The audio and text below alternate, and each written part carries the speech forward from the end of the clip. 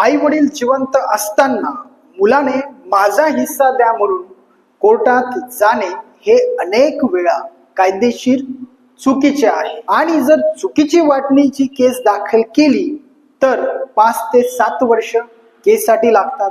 तसेच लाखो रुपये खर्च करून देखील केस ही बाद ठरते. आता अशी केस ही बाद का ठरते तर ही बाब लक्षात घ्या की प्रत्येक मालमत्ता जी असते ती पैतृक नसते.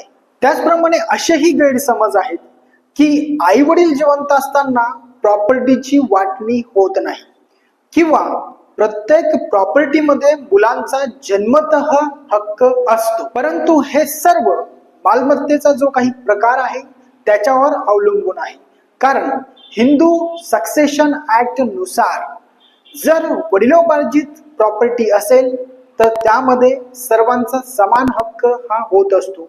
परंतु एखाद्या आई किंवा वडिलांनी सो कष्टाने कमवलेली मालमत्ता असेल तर त्यांच्या जिवंतपणे जबरदस्तीने वाटप त्या प्रॉपर्टीमध्ये मागता येत नाही. आणि याच कारणामुळे जर चुकीची वाटपाची केस कोर्टामध्ये दाखल झाली तर ती कोर्टामध्ये टिकत नाही. त्यामुळे ही बाब लक्षात घ्या, जर तुम्हाला प्रॉपर्टीमध्ये हिस्सा पाहिजे म्हणजे वाटप करून तुम्हाला हवं असेल तर आधी ती प्रॉपर्टी कोणत्या प्रकारातील आहे हे समजून घ्या.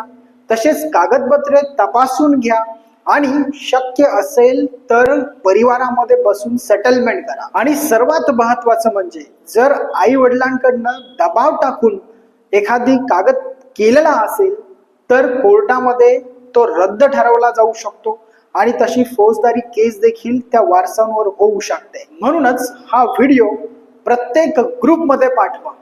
ज्या लोकांपर्यंत पाठवता येईल सर्वांपर्यंत पाठवा. तुम्ही पाठवलेला हा व्हिडिओ त्यांची थोडी का होईना मदत नक्की करेल. आणि अशाच कायदेशीर टिप्ससाठी चॅनलला फॉलो करायला विसरू नका.